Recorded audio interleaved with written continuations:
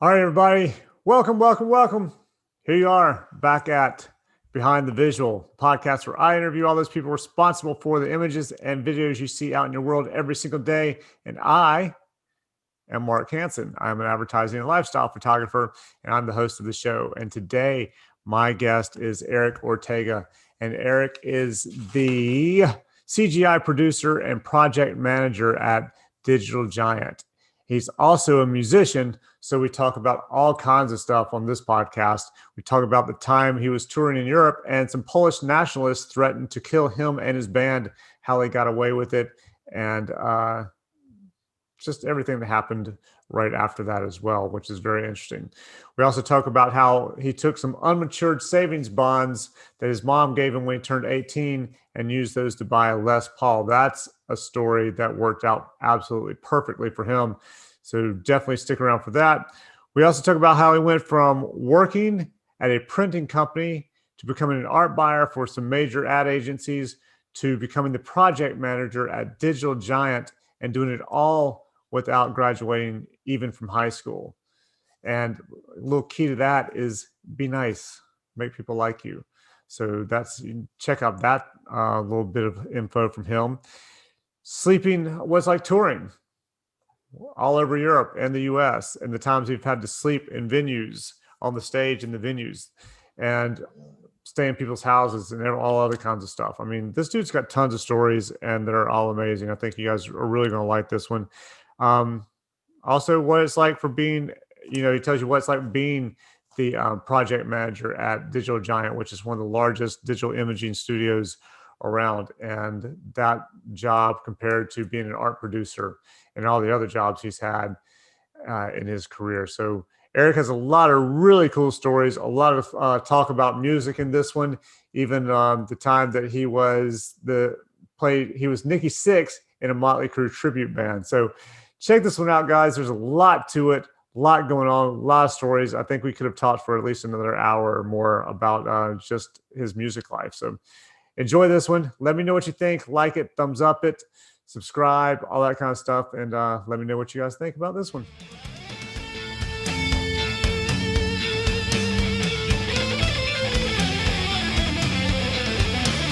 Maria's told me a lot of cool stuff. Said you have like an incredible record collection. She said it's ridiculous. Yeah, I've been collecting since the early '90s, I've always just preferred the sound of vinyl, obviously,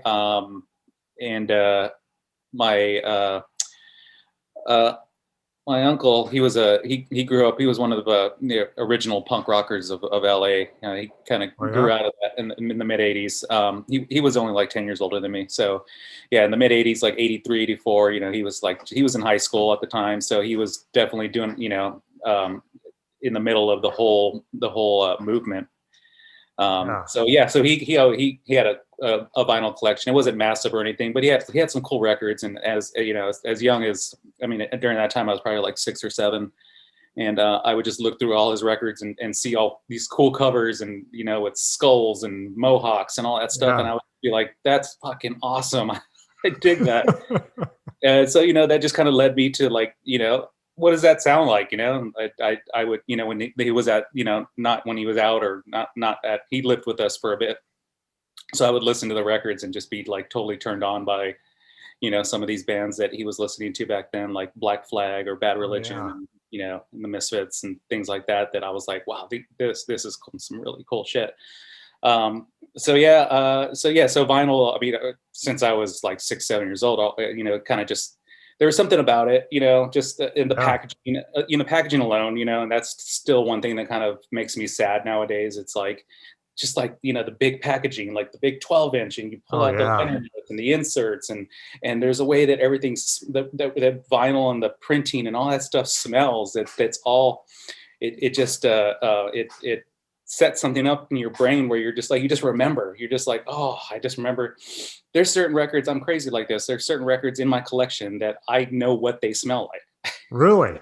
Yeah. Wow. As weird as that sounds, when I open it, I'm just like, yep, I know what this one smells like. So it's just weird. That's a trip. But, I really, so probably like mid '90s, I really, once like the punk movement, the resurgence. There was a resurgence of punk, happening with like, Bad Religion, being getting on the radio, and Green Day and Offspring and all Rancid and all that new wave of punk rock music that came out. At that point, I just kind of like, I went through a phase shortly before that where I was into all the metal that was coming out of LA. That hair metal was huge, and so I was definitely a fan of that. And then that started to die out when grunge kind of hit hard. So grunge kind of just looks like a knockout punch to a hair metal. Oh yeah. I felt bad for a lot of those hair metal. It was like overnight that happened. I remember watching MTV in the early '90s and seeing like Nirvana, the Smells Like Teen Spirit video premiere.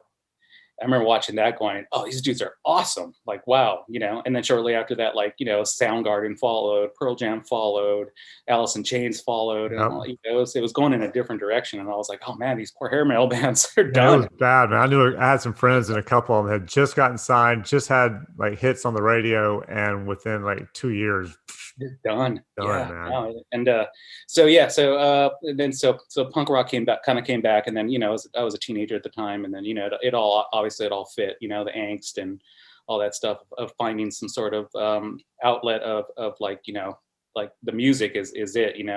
I mean, the hair metal stuff wasn't that outlet. It was like, I mean, what they sing about, like sex, drugs, rock and roll, women, all that stuff like that, where like punk rock was different. It was a different outlet, Absolutely. And definitely spoke to me more as a teenager. So that's so there was down here on Melrose. I don't know, where are you from? I'm from North Carolina, from Charlotte. Okay. So I grew up here in Los Angeles, and then so down in Hollywood there's a street called Melrose. And back in the day, that was where a lot of the punk rockers hung out. There was a lot of cool stores there. You get your Threads, T-shirts, all that stuff. And there was about 5 record stores down there that I would frequent. So I lived like maybe like 15, 20 miles east of Hollywood growing up. So I would take the bus. I would ditch school. I would ditch high school and take the bus down to Melrose and just buy records, So I would just go through all those record stores. And it was cool back then to spend like the whole day just sifting through thousands of vinyl, I can't do that nowadays anymore. Like I'll go to a flea market or somewhere where there's like boxes and boxes of vinyl, and it's like, try your luck, you might find something in there, and I'll just be like, I don't have the patience for it anymore. Like I'll even like at the Amoeba record store down in Hollywood, I would go there and there would be bins of like new arrivals before they would put them out into the general store. And then so I would start, as I would look through things, I would just like start looking one at a time, and all of a sudden now I start grabbing chunks and just moving back, and I just be like, I'm over it. So so mid 90s started. So I just started collecting, and it's mostly, it's like 85% punk rock, which is cool because that's a lot of the rare stuff. So I was able to get in on a lot of the rare stuff back in the late 90s. And then early 2000s, there was a couple sellers that I made friends with out in the UK that I would source a lot of my original UK punk bands. So a lot of like original first pressings of the Clash and a lot of those bands. Sex Pistols. I have like an original Sex Pistols first pressing of their first album with the poster that came with it, which is which I have framed here. And then a lot of 4045s I picked up, and I just like, at a certain point I was just like, wow, I got a lot of shit. So you have a room where just for all of that? It's all in my living room. Yeah. So it's not like massive, but it's like, I mean, there's definitely a bit. Yeah. Damn. But it's definitely a good pastime for me. Just like, I mean, it's one of the things I really enjoy to do. Like, when I'm not working, is like, what do I like to do? Play guitar and, listen to records, because I have a really awesome record player that I actually, all my stuff I got on the cheap. It's just like, it's all vintage stuff, my receiver, my speakers, all that stuff like that. But I just sourced it through people who were just like, I don't use this anymore. give me $50. It's just like, dude, this is a really cool receiver. Are you crazy? Like, all right, cool. I'm fine with it. Even my you got like $1,000 receiver you pick up for $50 because they just don't want it anymore. Yeah, even my turntable, it's an old 1979 Techniques direct drive, and it's just great. And it was from a guy that I used to work with in the 90s, who was just like, hey, I have this turntable in my garage. It's in the box. I've never used it. I've owned it since 1979. Do you want it? I'm like, yes. And he's like, cool. He's like, just buy me lunch. Damn. Got it. And I still use it to this day, and I love it. Yeah, that's amazing, man. Yeah. I think about that all the time especially if I'm around here and we're purging whatever. I look at stuff and think, I don't want this, but I wonder if somebody else was like wishes they had it. Yeah, I'm the same way with a lot of things, because I don't like to. I'm not a hoarder. I don't like junk. I like to, all that stuff kind of stresses me out if there's too much going on, and I like to keep things clean. So a lot of times I'll just go through things and just be like, well, I got all this stuff. Like, I'm just gonna give it away. I don't even go, like, even the idea of selling something, listing it, like the whole thing, going to ship it, all that stuff. Yeah, that stresses me out. I'm just like, dude, it's too much. I'll find someone like a friend, or, hey, you want this? Come take it. I don't want it. Yeah, that's pretty much the way we are. I'll either take it to like Salvation Army or Goodwill or something, or I try and, like, if I know a friend, I'll tell them I have it and see if they want it. Yeah, come pick it up. Yeah. Yeah. I don't. Very rarely. Occasionally, I'll sell something, but it's rare. It's rare unless it's like something that's like worth a bit. That's a different story. But like, I mean, I feel like most stuff, I just give it away. Yeah. Why not? Yeah. I mean, when did you start playing guitar? I started playing guitar when I was 12. So that takes us back to 1989. Okay. And or 90, sorry. First guitar I got was a Fender Stratocaster, and my parents bought it for me for Christmas. Wow. And which was cool because I have an older brother. He's 9 years older than me, and he's very, very similar to me. We he was also into the punk scene and all that stuff like that, and musician. So I kind of looked up to him growing up. And he was pissed off at my parents. He was just like, I asked you for a guitar when I was 12, and you guys didn't buy me one. You guys said no, and he didn't get a guitar till he was 17. So I was kind of on his shit list for a couple of years. Like, fuck you, Dad. Well, yeah, because you even got a good guitar. You got the Fender Strat. You didn't get some knockoff. Yeah, which he actually sold them, because my mom worked at Sears like her entire life. Like, she worked in the printing department. Okay. So she worked on all those big thick catalogs. Sears that you back in the day that you would get, and they would be awesome to look at, especially at Christmas. Through and circle everything you want for Christmas. Yeah, exactly, because it had like the big toy section, and it was super cool. I remember like we had those around the house, and it was like, oh my gosh, like that's awesome. And yeah, we just circle everything. My mom got a discount at Sears, so she would just tell us go through, circle things, and she would go and order shit, and there it is.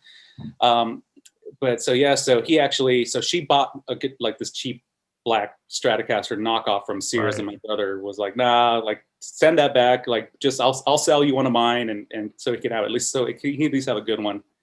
So, which was cool. So I got that and a little PV amp that I started out with, and just started. I pretty much self-taught myself. So like coming off like the hair metal thing and stuff like that. So that was kind of like, as far as guitar playing, that was like where I my influences laid.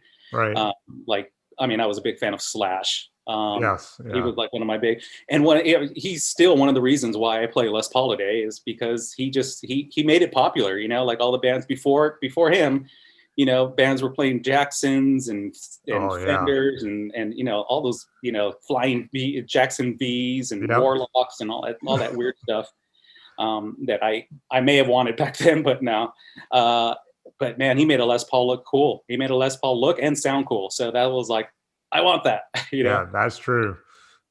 So like right when I turned 18, my parents gave me they had a bunch of savings bonds for me, and my mom turned them over to me on my birthday, and she's like, yeah, like most of these aren't matured yet, so she goes, just hold on to them. They're going to be worth a lot of money someday. I'm like, okay, cool.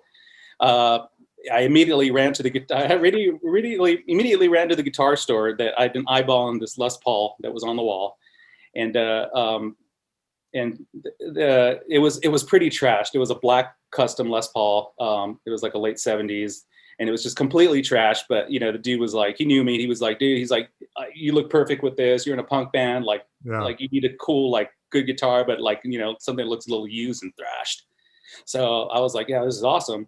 And then he's all, oh, but I also got one other thing. Let me show you this. And he brought out this other completely cherry mint black custom Les Paul that was also in 1977, that he said that someone dropped it off and it was under their bed since the late 70s and they'd never played it. It was untouched, not a scratch on it.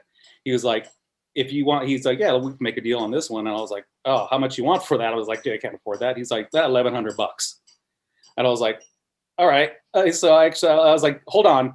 I ran to the bank, grabbed all these savings bonds, and I shoved them to the at the teller of the window, and I was like, "How much can I get for all these?" And she starts looking at all of them. She's like, "Hold on." She goes and gets her manager. Manager comes over. He starts looking at everything. He's like, "Do you know that most of these aren't even matured yet?" And I'm like, "I do know that. How much can I get for all of them?" And he goes, "Sir, they're like, I advise you to hold on to these. They aren't matured. You're losing out on all." I said, I don't care. How much can I get for them? He goes through all of them. He goes, 1,100. And that worked out perfect. Ran to the guitar store, grabbed that Les Paul, and it's my it's my ride or die. I've been with that thing since 1996. It's gone on all my tours with me. It's recorded every album I ever done, and it's going to my grave with me. Damn, man, that's a cool story. Yeah. Yeah, hell yeah. So how many bands have you been in? Mainly, well, there's been a couple, and the band, my main band that was mine, was a band called the Generators. Yeah. Yeah, they're still around today, but just not with me. But was your brother in that band as well? No, my brother was never. He had like some local bands. I'm lying. I saw a thing about the Generators and listed band members. He did. I actually got him into the band for a couple years. So okay. I just remembered that right now. Yeah. I got him in when I needed a rhythm guitar player that just kind of like would just do what I needed. Right. Yeah. I've always had issues with other guitar players because I got into that band. I was really young. There was a band called out of San Gabriel Valley called Schlep Rock at the time. And I made friends with these guys, and they brought me in as their guitar player when I was 17, and they were a major label band. They had just signed with Warner. Oh, wow. They were doing a lot of cool stuff. I mean, we did tours with that band, The Specials, and then Warped Tour, and all kinds of stuff was happening at the time. So I got into that band at 17. And totally just like stars in my eyes, thinking like, oh my God, I'm going to make it. This is huge. You're doing Warped Tour at 17? Yeah. Isn't that cool? Holy shit. Yeah. And then, they were 10 years older than me. So they were already like in their late 20s at the time. I think we did some stuff with 311 also, which I don't, not a 311 fan, but the crowds were huge. Yeah, I bet. And Face to Face was another tour we did. So there's a lot of like, as a 17-year-old kid, you're just like, dude, this is just amazing. Oh yeah. Especially coming out of like, I just quit my garage band at the time. And like, those guys were like, where are you going? I'm like, see ya. Yeah. I'm going to go Warped Tour over here. I'm going on Warped Tour, man. Like, screw you guys. Yeah. But it was kind of, that band was kind of cool too, because we were actually, we were a backyard band, but we were drawing like 200 kids to a backyard. And really? So, yeah, it was kind of a big thing here in like LA. Yeah. And so that's why they were kind of pissed that I was leaving, because they were just like, wow, you're like, like we draw all these kids to these backyard parties and you're leaving, I'm like, yeah, sorry. Yeah. I was the primary songwriter, so that's what. Wow! I bet they weren't happy then. Yeah, the rest of the guys, they were just, I'm still friends with them and everything, but at the time they were just kind of like just punk rock losers who did drugs, drank too much, and just had no ambition of their own. I was the one that was always like, guys, we gotta rehearse, we gotta do this. I set up a recording time at the studio, like be there, like. Well, that's got to be tiring for you. Oh, it's really tiring. So once I got into the Generators. My singer, he was that guy. So I just kind of had to like all I really did was just kick back and write, you know. Well, that's nice. So yeah, that band was, so it was Schlep Rock, and then we ended up getting within 6 months of me being in the band, we got dropped by Warner Brothers. Yeah. So it happens, you know. Yeah. Now that I've learned, it's a very common thing. Like, it's like, I mean, what percentage of bands, you know, survive being on a major? It's not a lot, you know, once you Right. actually look at their roster. When you actually think, like, before that, you're like, oh, this band was on a major, this band was on a major, they all made it, they all became millionaires. But then you see, when you're actually part of it, you actually see, like, you know, there's 10 bands that got huge and are millionaires, but there's Yeah. there's 100 bands on this roster also that haven't even made a dent, you know, in record sales or anything. And that was like the thing, where it's like, you know, that band Schlep Rock on major labels sold, you know, like 70,000 copies of the record we did. Oh, But wow. to the major, that's like failure, you know. That's Yeah. like, no, that didn't really hit a dent. They didn't recoup their costs, recording costs, advances, touring costs, all that stuff, all the money that they put into the band. It's like, you learn at that point, it's like, oh, you got to pay that back. Yeah. Right. Damn, I thought you were giving me free money. Yeah, I've heard plenty of those stories. It's the same with Yeah, models too. They all think they're getting money when they go to that's New the York. thing. Don't know, and I mean, being a young kid, going through that, you don't really know, and you look at the contracts, you don't really read the contracts, you just sign them, and you just sign them, and here, where's, you know, here's your check, cool, all right. Right. And then wonder, you know, I sold 70,000 records. Why am I not getting any money for that? It's just like, yeah, here's your statement. You know, Yeah. here's record sales versus the money put in versus what you still owe us. Damn. Like, damn, okay, cool. So yeah, so we got dropped, and then so at that point we So when they drop you, they still want their money back? no, Well, thank no, God for that at least. it's yeah, no, it's just it's a loss to Right. them. Yeah. They definitely just write it off. So at that point, you know, it's like, you get dropped from major. You're also your booking agents, your management, all that stuff like that. It's a gamble for them to even keep working with you, because, I mean, you've been dropped, so it doesn't, you don't have a good reputation in the industry, as far as, like, you know, Yeah. why you got dropped. You know, nobody knows. All they know is you got dropped and you're no longer relevant anymore. So it isn't, you know, nobody wants to handle you anymore, you know. Oh, yeah, I can see that. You're not going to get booked, you know, booked big shows or any of that type of stuff, because you're not on major anymore. So we learned at that point, it's like, you know, independence the way to go. Definitely have more control of what you're doing. So we kind of just reformed, started fresh, called the band the Generators. And you know, at that point, it's like, I mean, coming off Schlep Rock had a lot of, you know, there was a lot of members coming in and out. They must have had, like, you know, 10 different bass players, you Oh, know, wow. 3 different guitar players, a few different drummers. And so, you know, this was kind of cool for me, because then, you know, I become a founding member. I become an original member of something Right. that, you know, with a bunch of guys that know what they're doing, you know, for the most part. So yeah, that was pretty much it. And you know, we kind of, one of the first bands at the time, this was like 96, street punk, which was a derivative of punk rock at the time, Yeah. was kind of starting up. And that was kind of like an ode to, like, you know, more of like the British punk rock scene. The Clash definitely were a big influence to street punk and what that was, or also known as oi punk. So that was kind of a thing, and we were one of the first bands that kind of doing that, alongside with bands like the Dropkick Murphys, who actually ended Yeah. up becoming a really, really, really huge thing. But they were kind of like at the same level as at the time, and we, you know, we knew each other, and that was kind of a cool scene to be a part of. We knew the Rancid guys. That's You very know, cool. they were always good to us, getting us on a few shows, and just, you know, just all around good people. And so yeah, at the time, it's just like, you know, you just met a lot of just really down to earth musicians. You know, because a lot of, you know, a lot of the scene at the time, you know, we weren't like, you know, huge, we weren't millionaires, we weren't like Right. rock stars or any of that stuff. So you just it was kind of cool to meet a lot of just down to earth people that were really into just really into just helping each other. That was like our main thing, and it wasn't about like who headlined what show or any of that type of stuff. It was like, hey, these guys are cool people. Let's get them on the show. It's all about putting a good show together. You know what I mean? Oh, that's very cool. Yeah, and then also meeting up with in the resurgence of like street punk and oi punk came all those bands from the UK in the late 70s and early 80s that were actually pretty big back then, and just kind of like became, they were just gone. They all started coming back, because there was a market for them also.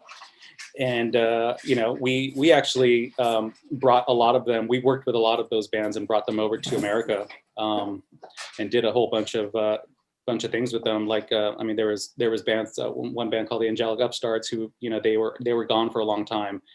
They came back. Another band called Cockspar that we brought over. UK Subs, Stiff Little Fingers. A lot of bands that were just like, we were like booking in LA and California, and like just like building that whole scene back up again. So that was a really exciting time. Yeah, that's very. So when you were with the Generators, did you guys, like when you did your tour or whatever, did you stay in that kind of California area, or did you guys tour everywhere? We were, yeah, we the whole thing. Yeah, we did. We've done 4 or 5 runs throughout the US, back and forth up to Canada. We've done stuff in Tijuana. That's as far as Mexico we got. And then all of Europe. So we really, I must have done 9 or 10 tours throughout Europe. Where's your favorite place to play overall between Europe and the US? Europe for sure. Yeah. Any specific place in Europe? Did you guys say Japan? No, never got over to Japan. It just never worked out money wise for us. And even though they're more enthusiastic about US music there, it just never worked out. The price had to be right. It's really, Japan's expensive, flights and all that stuff. And that kind of goes back to like, like people who go on tour, it's like, you're paying for it. The band's paying for it. It's like, yeah, it's like the record label's flying you over and all that stuff like that. But, they're recouping their costs just as a record label is doing for promotion, for flights, for the tour bus that costs you $1,400 a day, that type of stuff. It's all your overhead that you have to factor in. So the European market was definitely what worked out well for us. We just kind of like, we hit pretty good over there. And the previous band Schlep Rock that I was in, they already had a bit of a name over there. So us going over as Generators, and even our first tour over there, which was in '97, all the adverts listed us as like, formerly Schlep Rock, got the people out, So for me, it was cool. My first European tour, and every, I was there for 3 weeks, and every single show was sold out. And not that they were like super huge shows, but they were, they were decent-sized clubs, like anywhere from like, you had, even being in a small intimate place club that's like, 200 capacity, if it's like shoulder to shoulder and everyone's sweating in there and you can't even breathe, that makes for a good show, Yeah. And just the enthusiastic people who just care about, what you're doing. Like I'd never seen that where everyone just, people be talking to you, like, asking you about your songs and what about this? And, I like this one song. What do you talk about on this one? It's like, oh, wow, that's pretty cool. That's cool. Were you like 19 during this time? Yeah. I was 19. So yeah, it was definitely fun. And then, and then going through the summer, it was a summer tour. There's a lot of open air festivals happening, because Europe loves open air festivals. So it was really easy to get on those bills too. So, like those open air festivals were like, anywhere from like, 5 to 10,000 people. Wow. And those were always really great. So yeah, no, we had a good time doing it. And our first time over, we just made a lot of connections with booking agencies, other European bands, that actually, a lot of them that became really, really popular, and big, that when we go over, we'd share stages with them again. And so it just got bigger and bigger. And one of the last few times we had gone over, we'd played with a friend of mine's band who actually got just really huge, like platinum selling artists over there. They were called the Broilers. They're a German band.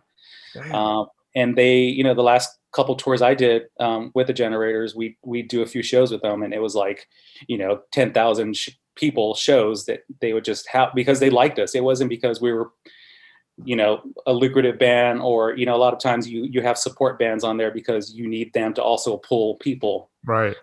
They didn't care about that. They just wanted bands that they liked. So they would always put on bands that they're like, these are our friends, or I like their music, I'm just going to put them on. I don't care. And their label would fight with them all the time. It would always be like, but these guys don't sell any records. Why do you want them on there? They're just like, dude, because they're our friends. I don't care. Right.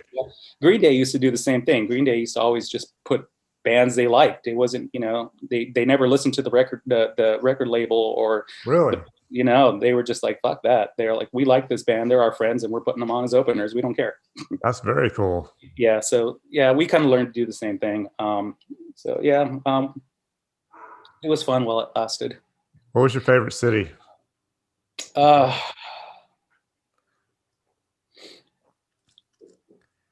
have to say, for the crowd, for the people, Berlin, Germany was also really great.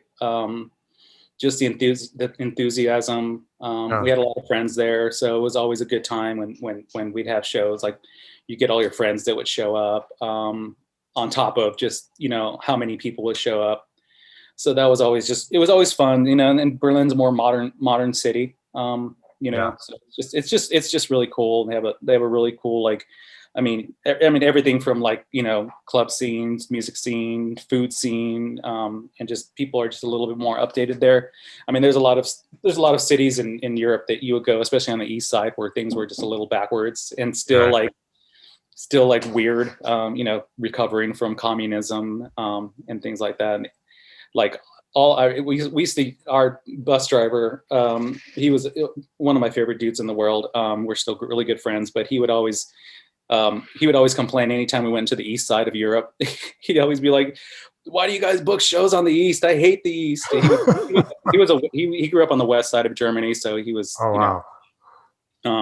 west side of the wall. Yeah. So a lot of Germans at the time, and the wall went down in, like, the early, like, 91 or something like that. So there was still a lot of Western Europeans that were really, like, pissed off about that, only because the unification of the east side ended up costing them, because their taxes went up, and they had to, because they were rebuilding the whole east side and changing all that. And so a lot of, like, I don't know, maybe it's a racism thing too, where it's just like, they're different type of people, because they grew up in different type of environments. And so you bring the wall down, and all of a sudden you join everything and make everything one, and you just got a different type of person on one side than the other. So I think people were still trying to adjust to that.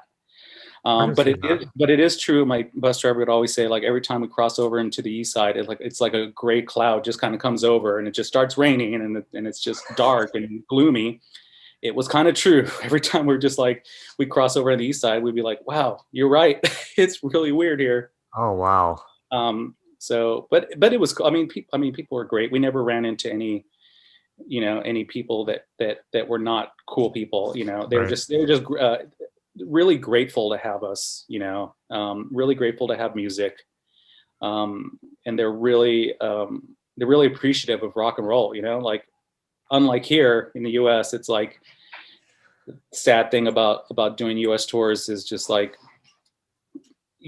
pulling into a club and only bringing 50 people. Right. Out. Oh yeah. God. And, and no accommodations. It'd just be like, here's a 12-pack of beer for your band to share, and if you guys want any more, here's some drink tickets, here's 2 drink tickets for each member, and you're just like, wow, but you're headlining, right? Yeah. You drink, or them not paying for your accommodations. It's like, okay, so we're pulling up to a Motel 6, and it's gonna cost us $200, right. And everyone's gonna shove into one room. And so we pull in late at night and, like, have to, like, just be like, everyone wait out in the parking lot while, one guy goes and checks in and gets the keys, and then pull around to the back. And then everyone just, like, kind of just, like, sneak into the room, keep quiet, shut up, don't say anything, because you don't want them to catch us that we have like 15 people shoved into one, one bedroom with 2 beds. That's it, Sounds like going to the beach when I was in high school. We do the same thing. One person to get in the room, and then like the other 10 all fall in later. Yeah. That was it. Where in Europe, it's like all that stuff, that the clubs had contracts with a lot of with hotels, nearby hotels and stuff, and so it's like that whole thing was set. You play a venue. They had your meals set up. Whereas like they had your dinner taken care of. Wow. They had your hotel accommodations were taken care of, and it was like we always chose, like, even though we toured around in a big nightliner that it's a sleeper, you can sleep in it. Yeah. But we always opted to have hotels also, because I like to shower. And so that was always my big thing was always I always needed a shower. I needed a shower first thing in the morning, and I needed to shower off after I played, because I didn't want to go to bed soaking wet. Get off stage, your clothes are drenched, and so we'd always have, like, in the bus, everyone would have their hanging wet clothes all over the place, and it was disgusting, and it stunk, and it's just like, oh my god, because it's like, you're not washing your clothes all the time, so someone might be wearing those pair of pants for 5 nights in a row before you got to do laundry, and they're hanging right by your bed bunk, and they smell. It's just like, dude, get your stinky pants out of here. What the heck are you doing? I had not thought about that. Having to put on the same clothes, it's like, yeah, no, this is dry, cool, I'm wearing this tonight. And I'd always tell people, like, people I ran into, like, after the show, like backstage, because they want to hug you, and I'd be like, don't hug me, I stink. Wash these clothes in 5 days, and I hadn't thought about that. I'd heard a story about Motley Crue where they had a contest to see who could go the longest without taking a bath. Yeah. And it was, I mean, it went into like a month or 2 or more, I think. And all I was thinking was, those poor girls. Completely disgusting if you're doing that out of just, hey, who can do this longest? Like, come on, dude. Sorry. Like, when you're in a situation where you just don't have a shower because there isn't one. I mean, first couple tours, it was like we'd stay at people's houses, or have to, like, or we'd sleep at the venue, put our sleeping bags out and on the stage, and things like that. Wow. There's just like no shower, or not a clean shower. It's like there'd be times where you just like walk into a bathroom and you're just like, no, I'm gonna pass on this one. Or the hot water didn't work. That was another one. Like, how many times we ran into the situation where, like, hey, there's no hot water, and they'd just be like, yeah, it's okay, you could take cold showers, no problem. Like, no, it's like 0 degrees outside. Oh my God. I'm not gonna take a cold shower. I mean, there'd be times where you just like step into the bathtub and you just like putting your hand under the cold water and just like slapping it on yourself, and just like, okay, I think that's good enough. Let's just like scrub under your arms a little bit and clean your bits down there. Just make sure and clean your feet, and that's the best you got. You didn't get to wash your hair, but I mean, there's a difference. Like, I don't know, like, what cold water, like, in getting up in the morning, turning on your faucet, waiting for it to heat up, or, if you use the bathroom in the middle of the night, having to wash your hands, the water's just ice cold. You're just like, oh my God. It was like trying to put that on your face, like in Europe, like freezing weather, like it would take forever for any hot water to come out. So you just have like ice cold water, and you'd have to throw it on your face. And it was like, oh my God. They're used to it, but I'm LA blooded, and I'm exactly. So a lot of times we'd have to find showers that were just like a gym or a youth center or something like that, and or hostel. And the wild thing about those is, if you're not used to showering with other people, you better get used to it if you want to get a shower. So it's like we walk into this open shower. It's just like people just showering there, like no big deal. And not having to do, not being experienced in that ever. You're just like, walking in there covering your private part.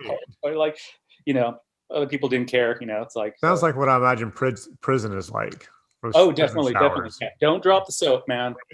So you're not in prison. You're at a hostel. Still, don't drop the soap. Did you guys ever have fans? Like, I was talking to Steve Stevens, and he said, I guess it was though in South America, he said that when they would go play places, that the fans are singing along with the song, but then they would sing or at least hum the solos as well. Did you experience that anywhere? Because I've never heard of that before in my life. Not that I can remember. I mean, I can see that being for a band that's like mega, Yeah. But definitely, definitely the crowd singing the songs is definitely happens, and that was like one of the coolest experiences to hear, because it's like, if this is not something, I wasn't on tour 6 months out of the year. It wasn't my full-time job because I had to balance, work life and all that, with music. And fortunately, I've always worked for places that supported what I did, so they're actually really excited that I did what I did. So they were always like, yeah, go out, do your thing. Cool. Like, and tell us all about it when you get back. So to actually like turn off work mode Eric and then go into rock star Eric, was always a really cool thing. And especially if you had that kind of reaction from the audience to your music, them singing the choruses or the parts or any of that type of stuff, and them being really into that stuff. I was primary songwriter of the band, so I wrote 90% of everything. So it was always really cool to get feedback from fans on what you wrote, and there was always, and having to listen to talk with people. I was always really good with talking with people after the shows. I wouldn't just disappear and into the oblivion. I would actually go out to the merch booth and just talk to people. Oh, that's cool. Which meant a lot to people. It meant a lot to people. It meant a lot to the fans. And especially being the one who wrote the music. So I would always just be asked about that song, this song, and what does it mean, and in English, and you'd have to listen to people and their broken English, try to talk to you. And as some people found that annoying a lot of times with, I know a lot of my other band members would be like, oh, this guy's been trying to talk to me for like an hour with this broken English and I can't deal with it anymore. I got to get out of here. But it's like, if you really think about it, like if you're trying that hard to communicate to somebody, that's pretty, that's something. It's like, oh yeah. With a very, very, very, very limited amount of Spanish I know, it's like, if I ever tried to I just say, forget it, I'm trying to order a taco and a burrito at a Mexican restaurant. I'm just like, screw it, man. I'm just going to say it in English. I don't care. I'm struggling with Spanish here. Yeah. But these people are struggling with English to make sure that you understand what they're asking, and it's like, and making sure that they understand also. So it's like, you're talking really, really slow so that they understand what you're saying, and they're talking in your ear and spitting in your ear and all this stuff. Like I could just imagine it right now. It's just like, and it just like, that trying to talk over the music that's playing at the venue. So they're talking really loud, and it's like, but it's really cool, so being asked what your song means and what, or how it makes them feel. I've had people tell me that they've gotten out of depression because, certain songs had a certain message that actually pulled them through. I mean, that's pretty amazing. Like one girl told me one time that she had a brother who was, he had depression, and there was a lot of suicide attempts on his behalf, and that there was a few songs of ours that he had said helped him through his recovery. And I was like, wow, that's pretty amazing, Wow, that's really cool. That stuff our music always had some sort of meaning. It wasn't just screaming and talking about getting drunk and doing stupid shit. And it's I heard the dumbest song today. It was by Y&T. It was like Dirty Girl or something, I think. Yeah, I know that song. It was the dumbest. I only heard the first. I'd never heard it before somehow, and I heard the first minute of it because I was pulling in someplace and it came on, and it was like the dumbest song I'd ever heard. It was like something about you look good from behind. The whole thing was just about, hey, you're hot. Turn around, come over here, and let me hook up. That was okay back then to sing about the lyrical content. I mean, there's still a lot of bands that I listen to that from the metal era or any stuff.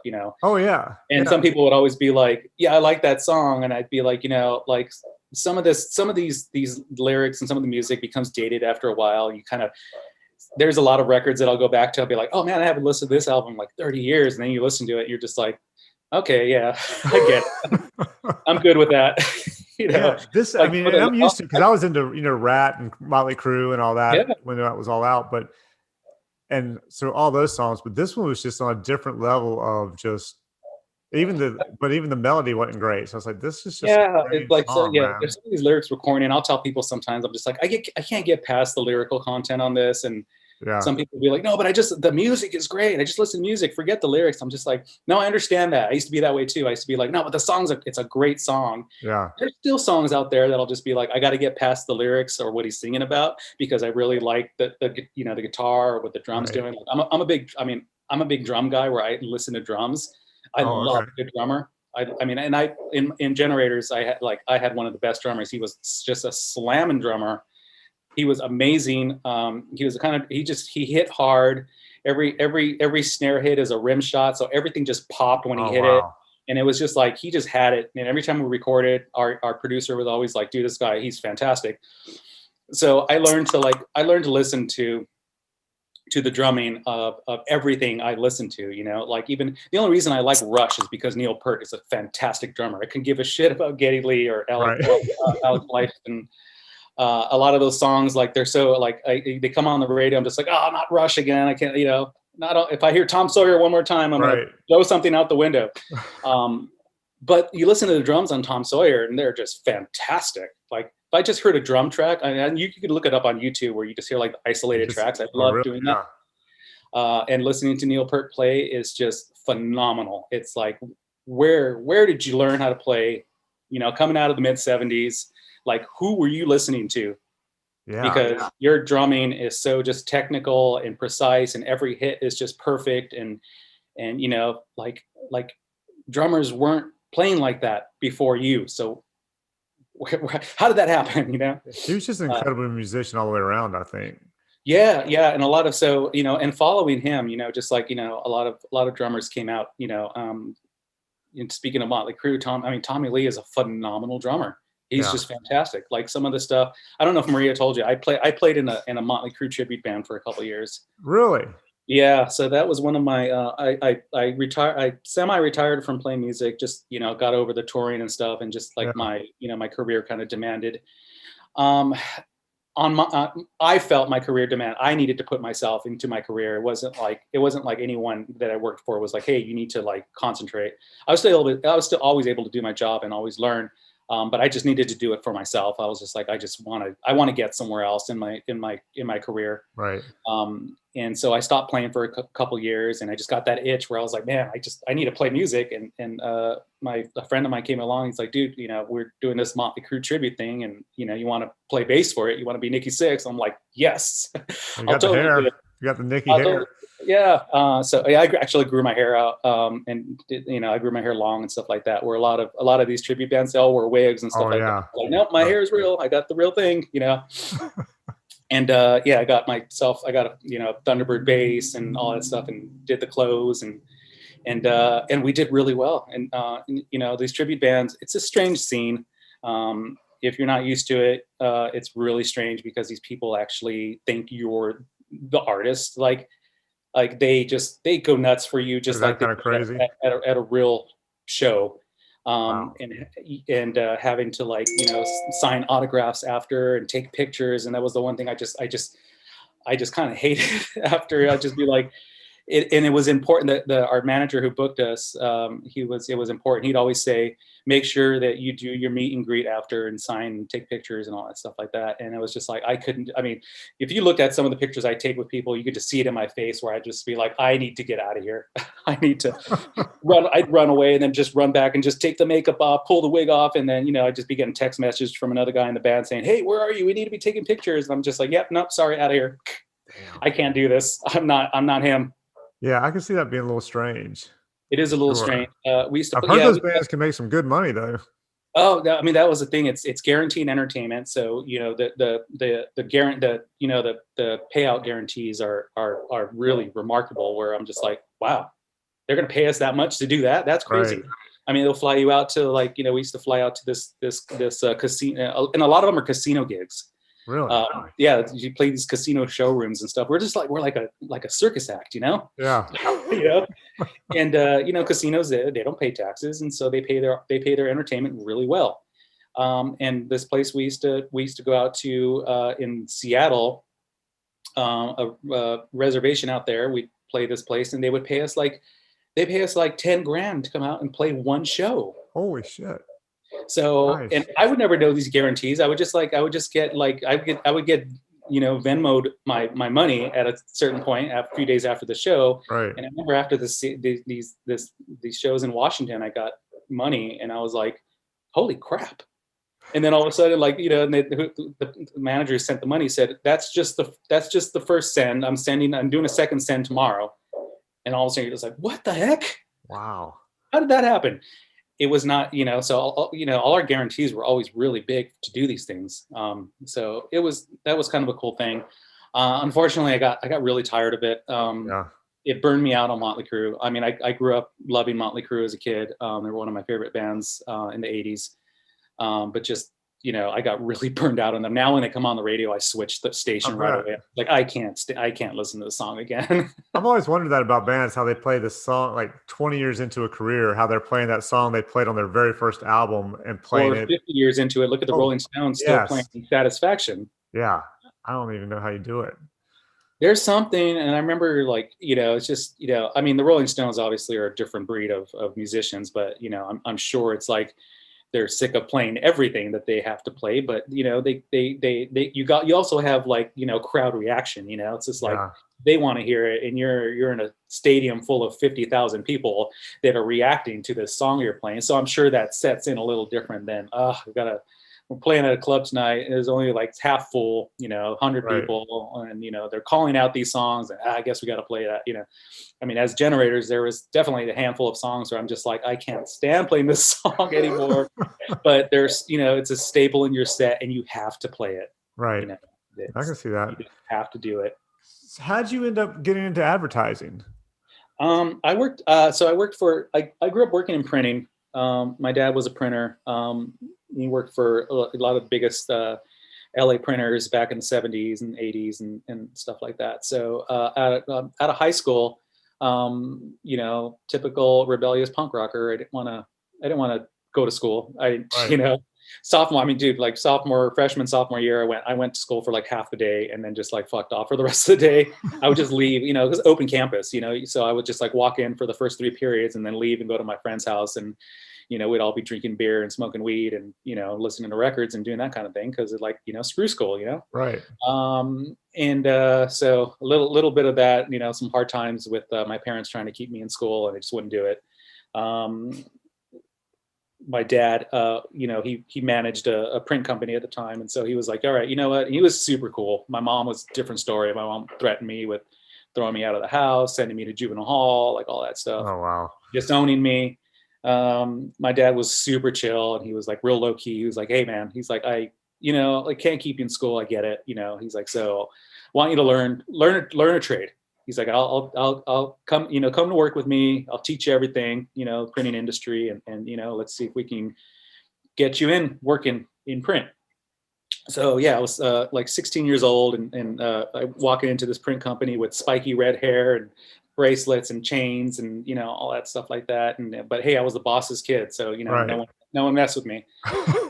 But I learned all that old school stuff, and print was back then in the mid 90s, still they were still doing everything on film, and like Photoshop 1 was out at the time. And I remember we had one computer at the company I worked at. There was one computer that had Photoshop 1, and everyone was like, wow, you can do that on there. Like, it was revolutionary. Oh yeah. But time clients, they weren't paying for it. They didn't know what it was. So it was like, if we used it, it was like we just used it because it was for us, but also, this is like, you had like color correctors were etchers, they would like etch on the film and all that stuff. And like, the process was crazy how long that stuff took. But I learned to do like, all the page layouts and stuff on forms. There were these big film forms that my job was just to make, forms like all day in the light frame. So I would just be high, like smoke weed in the parking lot, and go back in, and I would just be like, making these forms, magazine forms for, yellow, magenta, cyan, black, right? That would go to the printer to get printed. And that's what I did all day, and it was the coolest thing, because I was just like, I was doing something way more cooler. And even though it was entry level at the time, I was making $8 an hour, which was for 16 years old. Yeah. Dude, I had money coming out of my pockets. I was living at home, and if any of my friends had jobs, they were working at Burger King or whatever like that for. Yeah, back then, $8 an hour. Hell yeah. Dude, I was popular with my friends, and I didn't have any problem being like, on a Friday night, I'd be like, hey guys, I got paid, beers on me, Right. dinner's on me, let's go do it. I'll buy a bag of weed. The whole thing was just like, if I buy it, someone else had to roll them. Right. Well, there you go. Back That's in a the fair day, deal. back in the day, you got a bag of weed that had like stems and seeds in Or it. yeah, just separate everything out, and then Yeah, so it was always like, hey, I'm putting the $10 down for this bag of weed. You're separating it and you're rolling it. I'm not touching any of that. That's a great deal. Yeah, it was a great deal. So so it just fast forward to working through various print companies at the time. I landed a job at this print company called Primary Color. They're a big printer in LA. And one of their and they had a lot of big agencies for clients. They had TBWA Chiat Day was their biggest. Wow. Deutsch was another one of their clients. Ruben Poster was another one of their clients. And so I kind of got into like knowing about these agencies that they did a lot of car work, and that was our specialty, was doing cars. Chiat had Nissan, Ruben Poster had Honda, Deutsch had at the time they had Mitsubishi.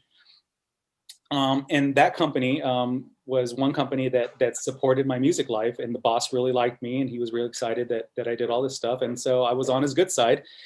So he was always into promoting me. He'd always be like, I went from doing entry level color proofs to getting into like the digital department.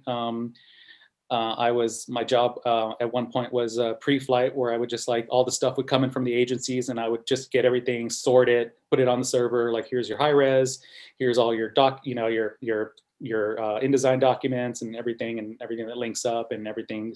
I would check everything to make sure like, oh, this is RGB, this is not CMYK. And then you take all that information and then write it up for the person assembling everything, like, so that everything's print ready. Like, oh, you just know that this image is RGB, you're gonna have to convert it to CMYK for printing, et cetera, blah, blah, blah. Or your image is missing bleed in this document, or, we're missing an image here, it's just a low res image, or, so I went from that and then quickly went into becoming a production manager. So I started, I started working with Chiat Day, handling all their production work. And then I ended up getting a job offer from Chiat Day because they had started their own in-house print and art retouching boutique. Oh wow! Which was cool. So they had this idea. They're like, well, they didn't want to farm out all their work to print companies anymore. What if we just got the people, brought them in house, and did it there, and just become like a cost center within the agency. Was kind of a new idea for some of these agencies that were doing. Chiat was really, really, really successful at doing it. So I was brought in and I managed that for 7 years doing that. So with that came working with all the art buyers. They were at Chiat at the time, which they had 13 art buyers at the time. Damn. Which was a huge art buying department. Yeah. And so I just made really good friends with them, and so all the the photo reps that would come in, the photographers that would come in showing portfolios, etc.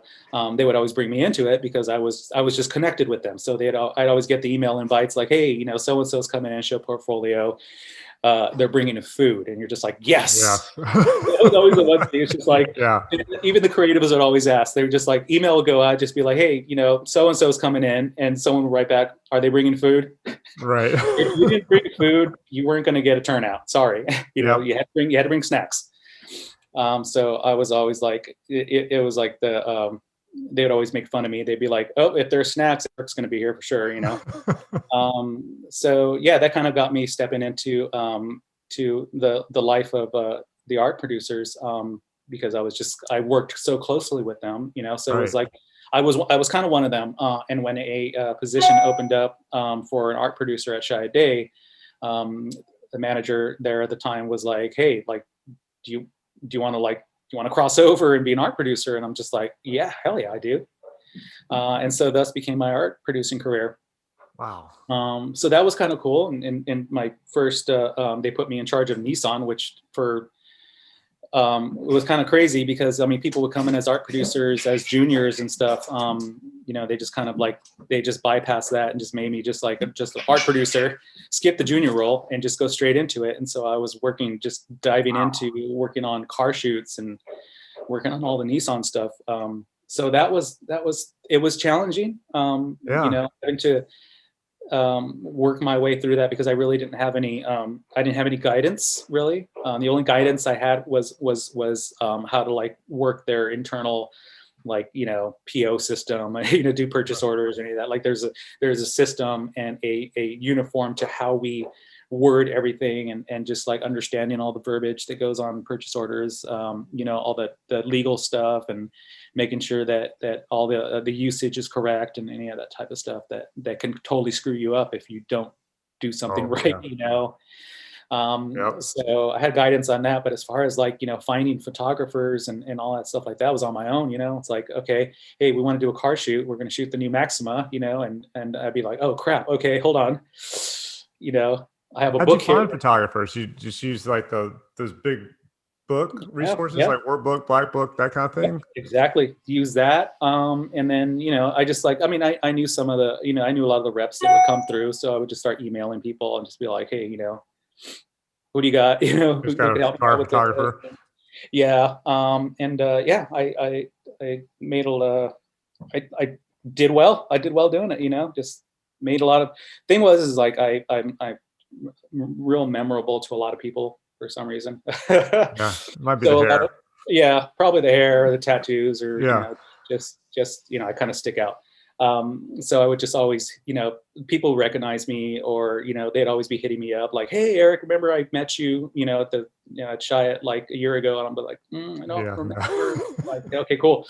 Let's talk, Right. And so, and even I got a lot of help from photo reps that even if it wasn't like someone on their roster, that we were looking for, they'd always be like, hey, you know what, this guy, he's actually, he's rep by this person, actually, I think they would be suited for this. Like, why don't you hit them up, But it was always, you always had to use, for the triple bidding thing, you always had to use people. It's like, hey, just keep us, as long as you're keeping us in the mix, keeping us relevant in your process. Yeah. They were happy, to be part of that, be considered, How often did you get the ones where it was a triple bid, but you knew 70-80% or more that you knew who you were going to use before you ever? Well, that's the triple bidding. I hated that. That was like the worst part of the job because the thing is like, I mean, people know, they know where you're going. And it's like, I'd have people straight up asking me like, hey, if you're just, I mean, it's cool if you're just going to use me for the triple bid, just like, is there down the line an opportunity to get us in, And so there was always that. And I felt bad because it was like, there were always people too, that took it really personal. That was just like, they tried really hard. Like, hey, where do we need to be with costs? We'll do what it takes, we'll day rate, we'll cut it in half. We'll do it. We just want it. And you're just like, in your head, you already know that the creatives don't want that person. Right. So you have to like, I hate bullshitting, but you have to like play that game of like, yeah, dude, it's totally cool.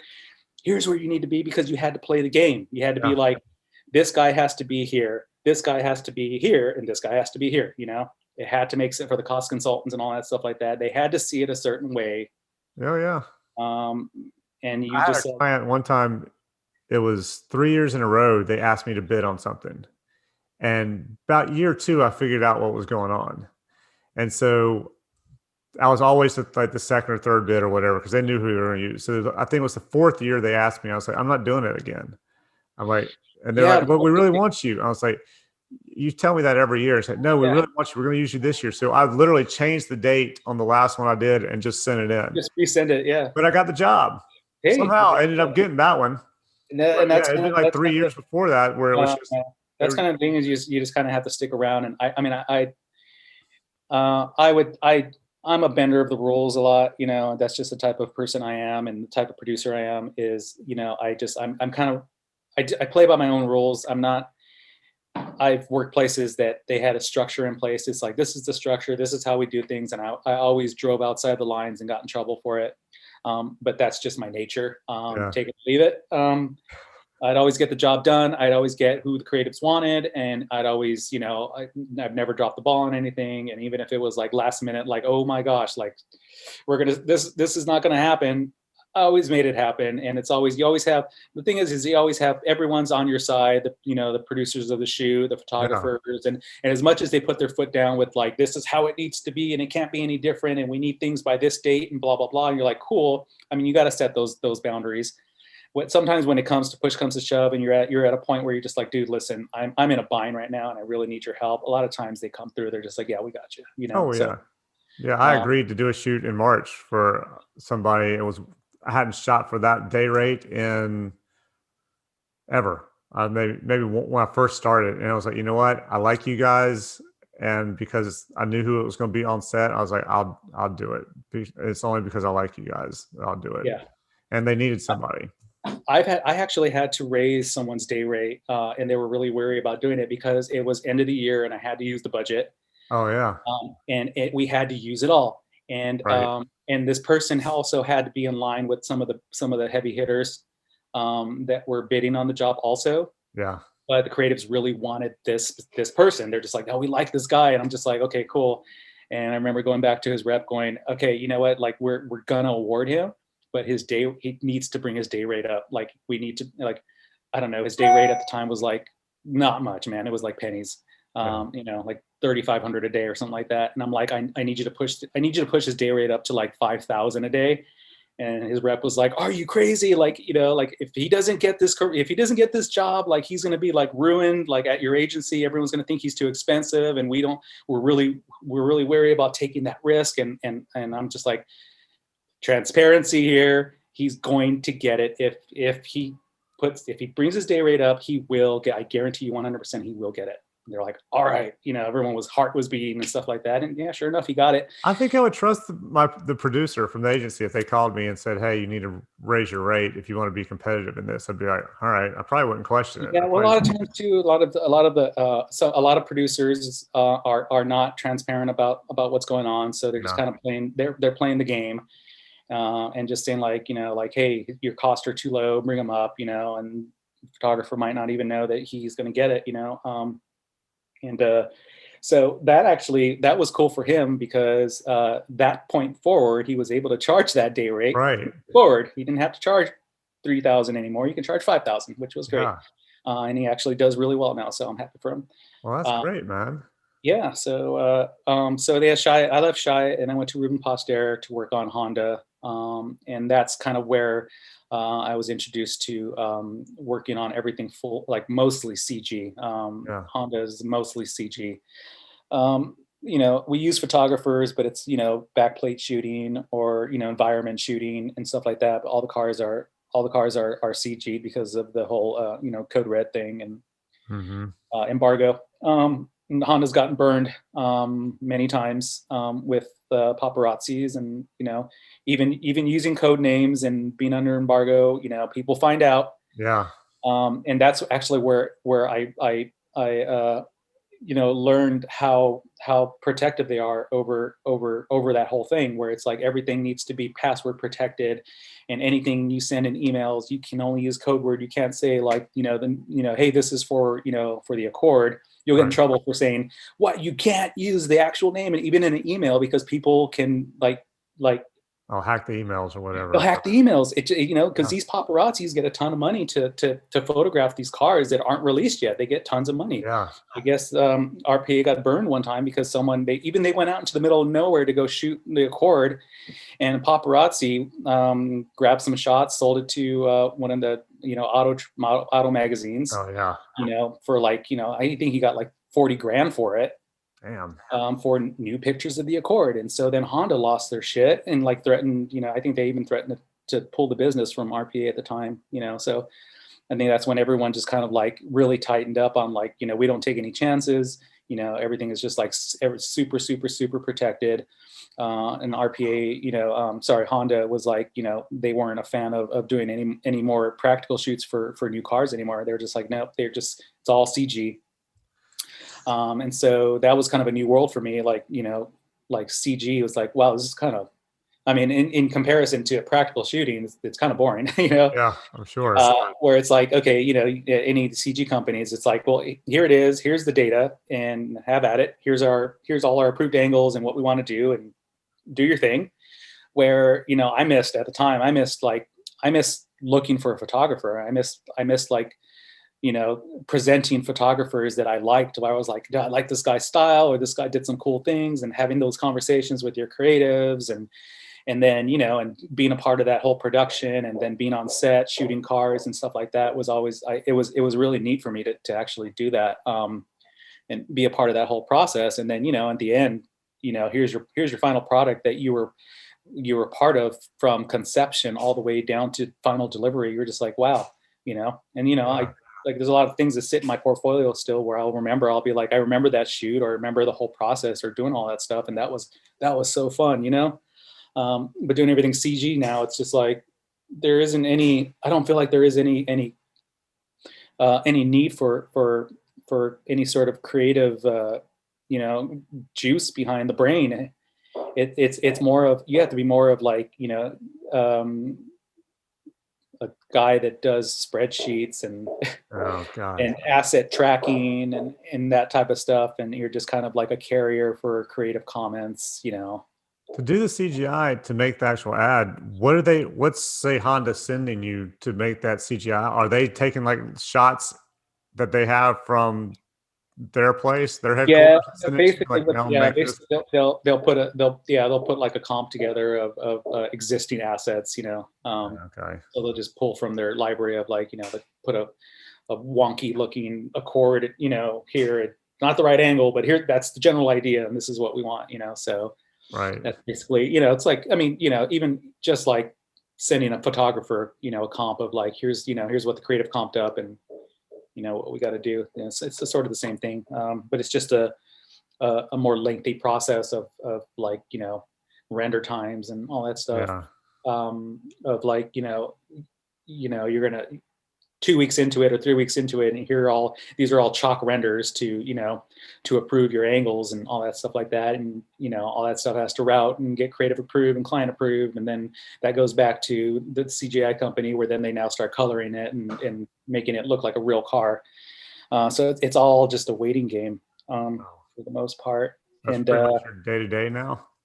it is my day to day now, because actually I work for a CGI company. So I actually jumped off the agency, you know, bridge into back onto the vendor side, where I'm working for a company called Digital Giant, who we do all Hyundai work to Hyundai and Genesis. Yeah. And just last year, we just got, you know, this company got awarded like 100% all the work for Hyundai North America, Hyundai Europe, the whole thing. It's massive. Wow. So we run offices here and also in London. So Digital Giant is LA, and then Digital Giant London. So we're working around the clock, and our workforce is all remote, which worked out for the pandemic. Oh, wow. Yeah.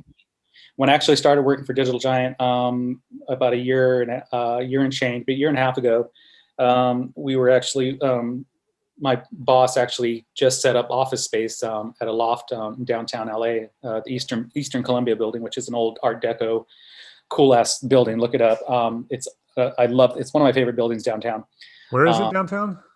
It's on Broadway and 8th. It's called the Eastern Columbia I building. think I know what you're talking about. Yeah, it says Eastern on top. It's got a clock on the top. Yeah. And Yeah. I know it's exactly green. where that is.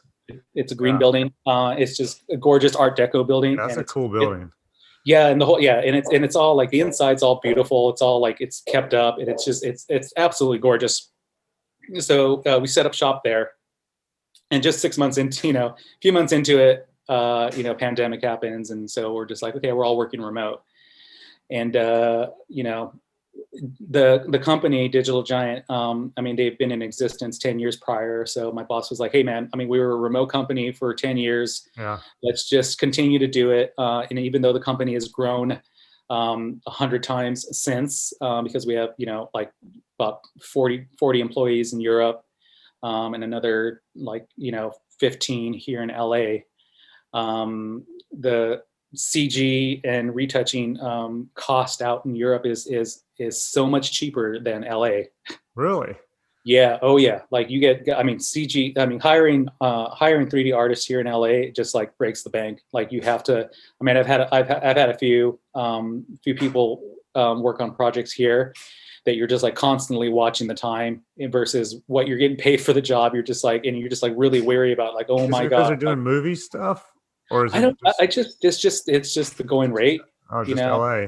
Yeah. It's just LA, you know, US in general. Yeah. And I don't, and yeah, so we source a lot of our artists out in the UK, out in mostly in the UK, and they are like, you know, maybe half the price of what it costs to do the stuff here. So it's kind of cool because we can charge, you know, LA prices. Right. Yeah. So it's a good business model for us to be able to like utilize those sources. So yeah, and since a lot of our clients are also that we have the European clients, it's important to have you know, European representation there, handling the stuff there. And for us, even for the U.S. clients here, we deal with an agency called Enotion. They're in Huntington Beach, and they're all Hyundai and Genesis. So it's kind of cool because, you know, all the work gets done overnight. So basically, once they wake up in the morning, they have everything ready to go. Here's all your stuff. Oh wow. Yeah. The only problem is that if they're quick on the draw and look at something right away, and they're just like, oh, we want to make a quick little change here. It's like, oh, sorry, you're not going to have it till tomorrow, you know. Right. But it works out for the most part. And so we're predominantly CG work, and we're why Hyundai has bought into us is because we've been building these configurators that are real-time configurators that we build these environments within these video game engines. And so for agencies to be able to export all their high-res needs, they get this configurator. They can choose all the different angles and whatever they want, and it's already a deal. It's instantly rendered. So it's called render on demand. Oh wow. So you don't have to wait, you know, like you don't have to wait for someone to choose an angle and then wait, you know, 2-3 days for it to render something that's just massive, because the render time I've discovered just takes days, you know, especially if it's just like these huge files, like, you know, especially car stuff's got to be really big. So render times are just massive. This render on demand stuff is it's instant. It's completely instant. And so it's a game changer for the industry. And I mean, we're going to start seeing it. A lot of car companies are picking it up. Ford's picked it up. We're starting to do stuff with Ford.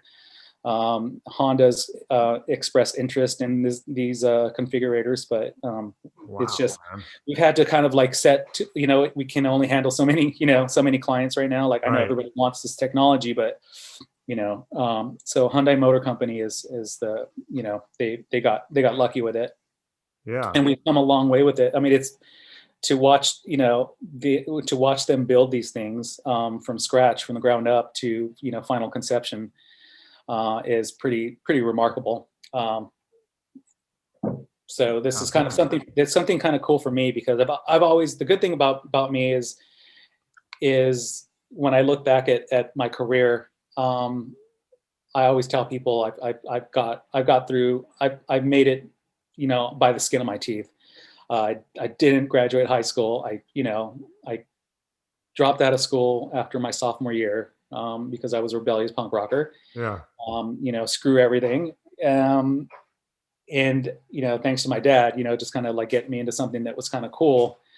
But I've always jumped from one place to another without having to go to school for it. It's like, you know, yeah. So I've gotten printing and then jumping out, you know, and I've had to, like, you know, I mean, bullshit my way across like all these different avenues of, like, you know, going from job to job and, like, you know, making more money here and there by saying I know how to do that when I didn't know how to do that. So it's like, I get hired to be like, yeah, I know how to do that. I've been doing that. You know, I've done this already. And then, you know, I get hired. And then, you know, first thing I do when I walk into a new place, I'd be like, I'd be like, hey, talk to someone else. So how do we do this? I did it different at the other place I worked at. I want to know how you guys do it. Always worked. And always be like, oh yeah, not a problem. So here's this, and here's how we do this. Perfect, cool, got it. Oh, that's great, man. But I always it helps to have a good reputation, and it as a photographer also. Yeah. It's just like you always gotta, as much as like you're in situations sometimes with there's a lot of personalities you come across and a lot of producers that you're just like, wow, they're not nice people, or kind of jerks, but you always have to put the face on, just like, hey, yeah, no, it's all cool and stuff like that, and be friends with everybody. That's the way you get around.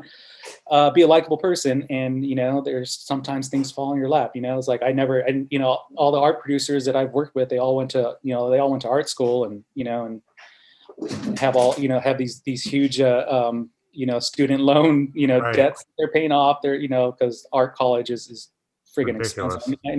I knew someone who had like 80 grand in student loan debt from going to Art Center in Pasadena. I'm just like, wow, that is crazy.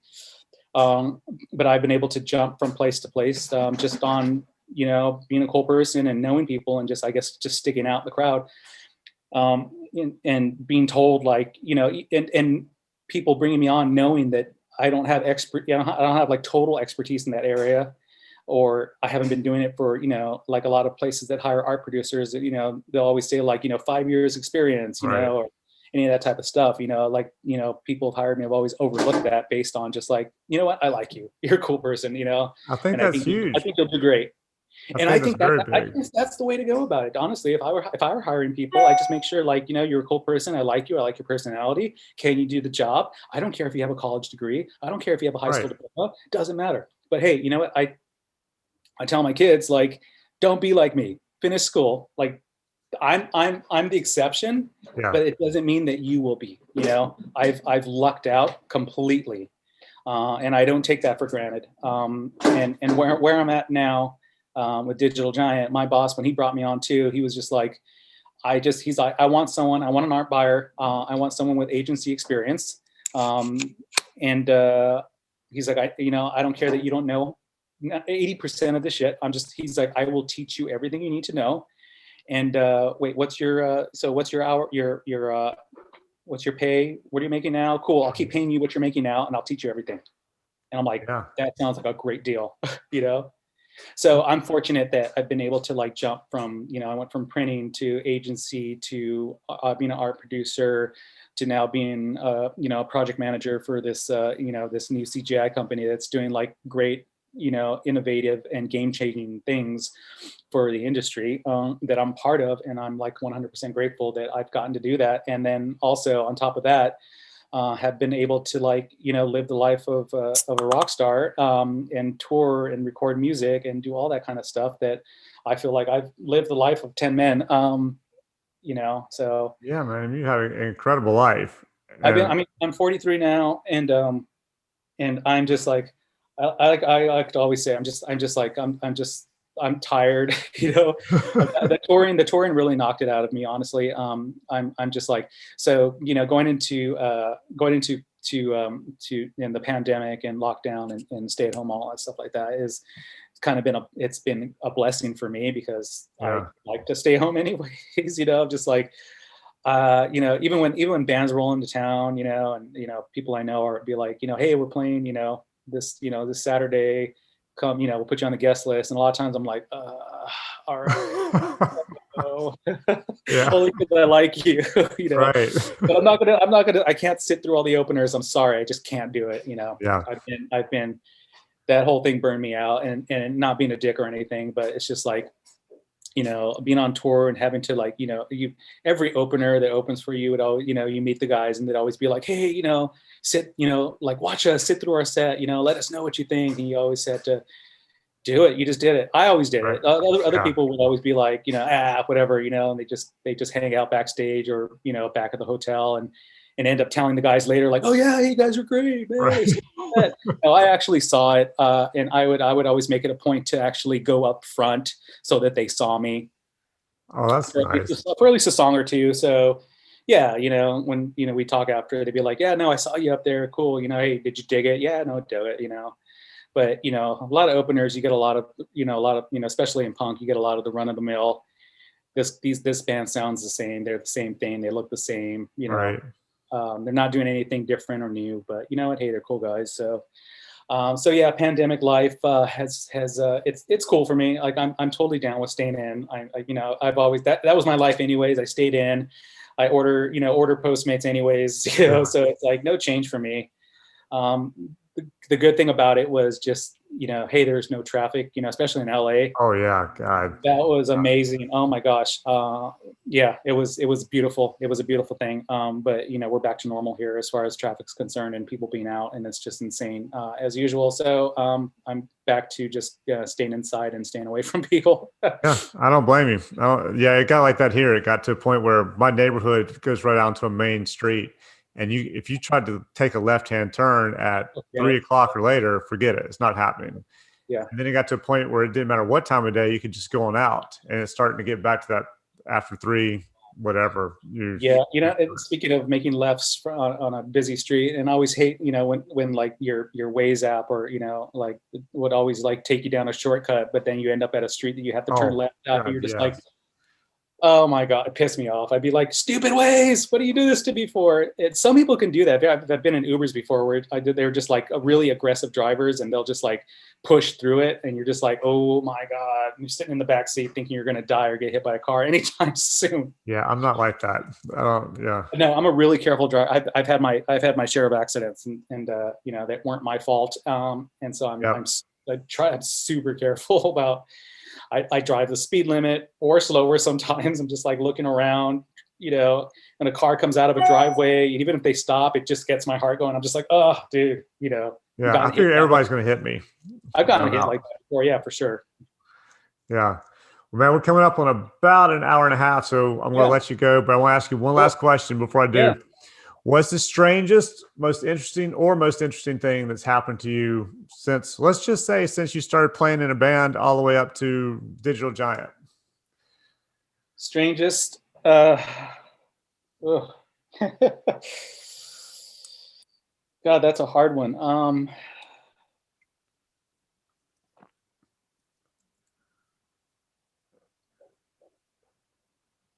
I don't know. I don't know what strange. I don't know what strange is. My life is my life's unique in the sense of like just everything that happens. My luck has played a major role in my life as far as it's rolled out.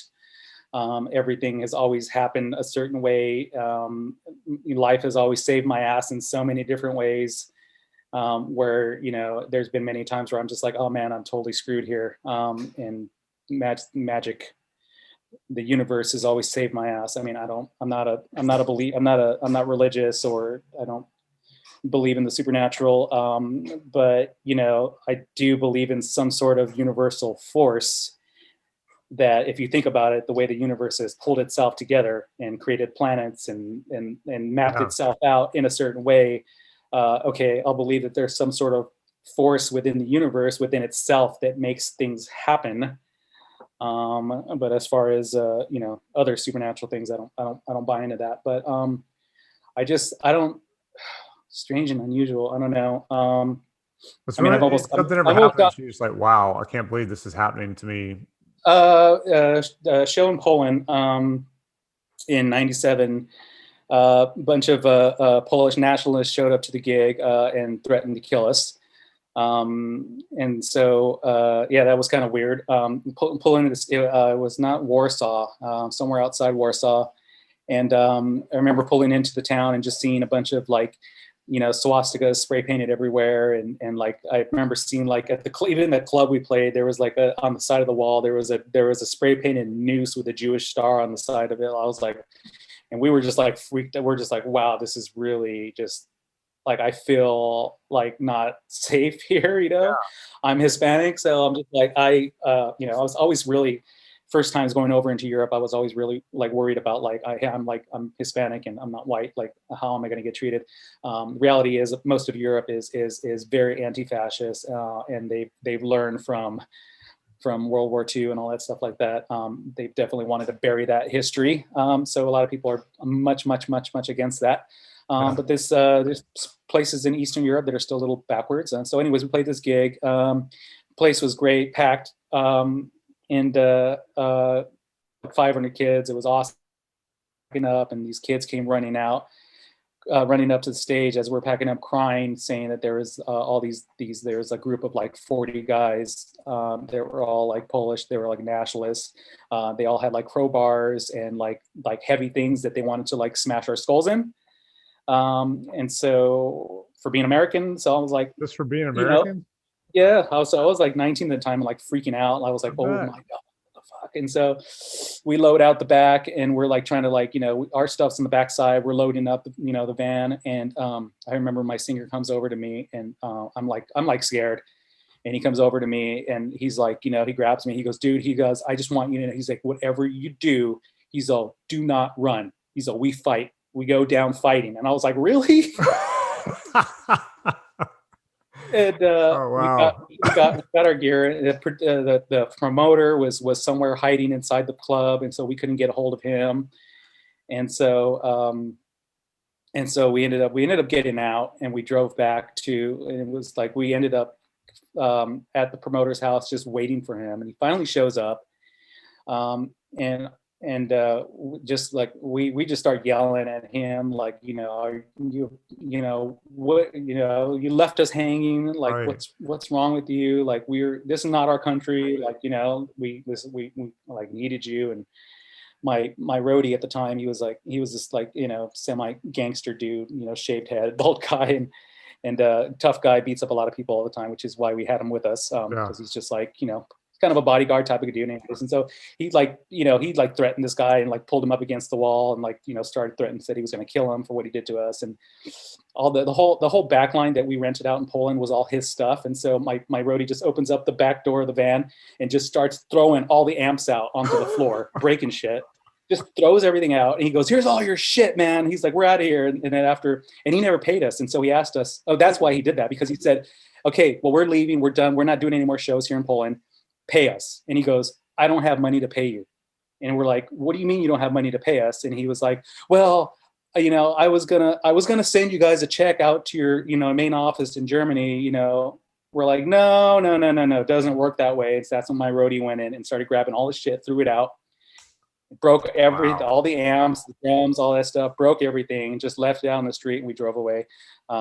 So we drove all through the night and got back into Berlin, and it was just one of those things where we were just like, our hearts were beating, and I was like, wow, I can't believe that just happened. I remember calling my mom, and I was like, this crazy thing just happened. And so I think that was one of the craziest things. We got out, and and who knows what would have happened. I don't know if these guys would have just been there to like scare us, or just like, how'd you guys get away? We just bolted out, man, and just just pretty much that, and just drove out of the country, And the good thing about European countries is like, all the borders are, they're not that far. I think, so it's like we were back in Berlin like, 4 hours later. Oh, that's good. And it never felt so good to be back in. I felt like, even though Berlin's not my home, I felt that feeling of like being home, being safe, oh my God, like I'm in a safe place. And it was. I think that was probably one of the biggest things where I was actually felt like, well, I'm going to die doing this, and actually, we got through it, and got away with it, Yeah, well, thank God, man. Yeah, dude, this has been killer. I really enjoyed it. I appreciate you doing it. Everybody watching, listening, like it, thumbs up it, comment on it, subscribe, all that kind of stuff, and we'll keep doing it.